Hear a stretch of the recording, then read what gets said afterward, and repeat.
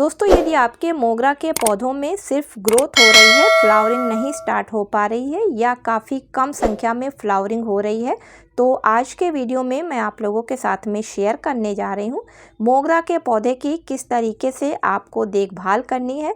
क्योंकि कभी कभी मोगरा के पौधे की सही से देखभाल ना होने की वजह से भी मोगरा के पौधे में ग्रोथ होती है लेकिन कलियां नहीं आती हैं। तो कलियों को बनाने के लिए किन 2 फर्टिलाइजर्स का अभी अप्रैल के स्टार्टिंग में आपको अपने पौधों में डालना काफ़ी ज़रूरी रहेगा, साथ ही साथ कौन से 2 ऐसे छोटे से कामों को करना भी ज़रूरी रहेगा जिससे आपके मोगरा के पौधे पर ढेरों कलियां बननी स्टार्ट हो जाएंगी, शेयर करूंगी। नमस्कार दोस्तों, आप सभी का अपने ही चैनल पर एक बार फिर से स्वागत है। तो चलिए दोस्तों, वीडियो को स्टार्ट करते हैं।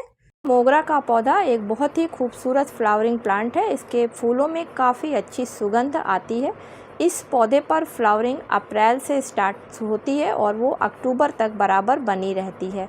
बरसात के सीज़न में सबसे अधिक इसके ऊपर फ्लावरिंग होती है। तो दोस्तों, गर्मियों के मौसम में अक्सर आपने देखा होगा कि मोगरा का पौधा अपनी ग्रोथ को रोक देता है, साथ ही इसमें बड्स बननी काफ़ी कम हो जाती हैं। तो उसके पीछे कई वजह होती हैं।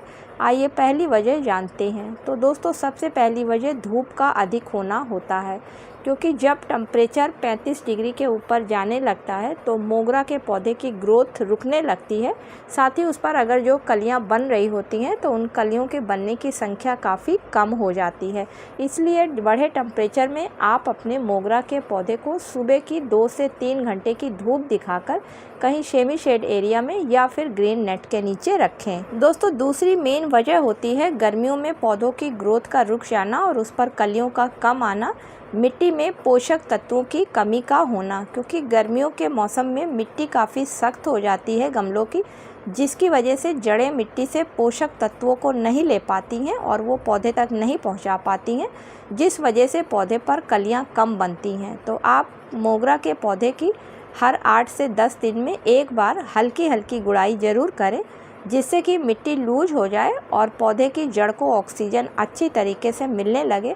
साथ ही आप जो फर्टिलाइज़र दें वो पौधे को आसानी से मिल सके। अगली वजह मोगरा के पौधे पर कलियों के ना बनने की होती है कि दोस्तों, मोगरा के पौधे पर जब एक बार फ्लावरिंग हो जाती है और दूसरी बार उसको फ्लावरिंग स्टार्ट करने के लिए उस पर प्रूनिंग को करना काफ़ी ज़रूरी होता है। क्योंकि मोगरा के पौधे पर नई ब्रांचों पर ही कलियां बनती हैं।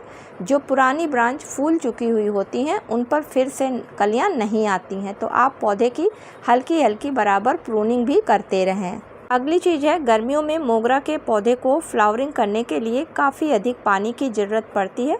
तो सुबह और शाम 2 बार आप पौधे को पानी दें, लेकिन ड्रेनेज सिस्टम सही रखें।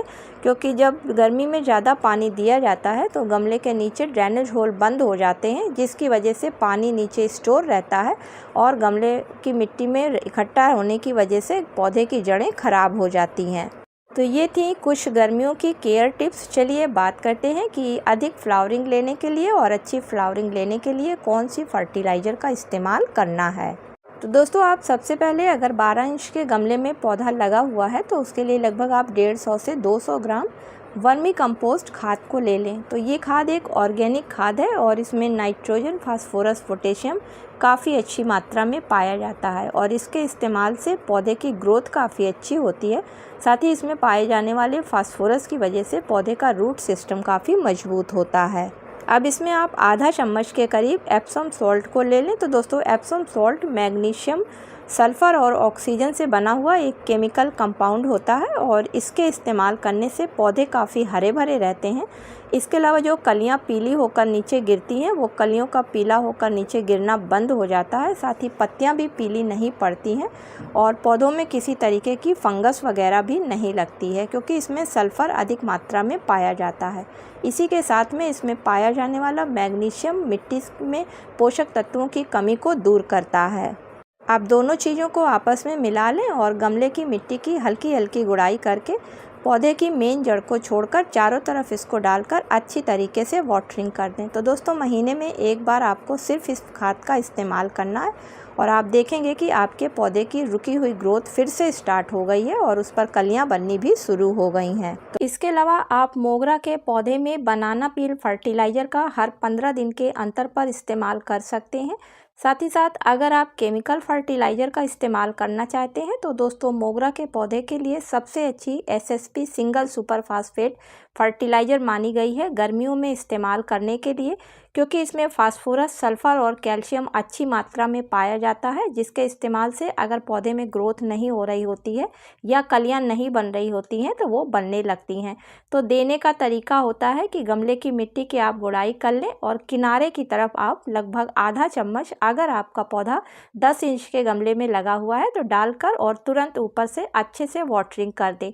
तो महीने में एक बार आप इसका अगर इस्तेमाल करते हैं या ऑर्गेनिक फर्टिलाइज़र का आप 15 दिन के अंतर पर इस्तेमाल करते हैं तो आपके पौधे पर आप देखेंगे ग्रोथ भी होने लगी है और कलियां भी बनने लगी हैं। तो दोस्तों उम्मीद करती हूँ कि आज का वीडियो आप लोगों को पसंद आया होगा। यदि पसंद आया हो तो इसे लाइक और शेयर करें, और चैनल पर पहली बार विजिट कर रहे हैं, वीडियो पसंद आ रहा है तो चैनल को सब्सक्राइब करें। मिलती हूँ किसी अगले वीडियो में किसी नई जानकारी के साथ में, तब तक के लिए दोस्तों हैप्पी गार्डनिंग।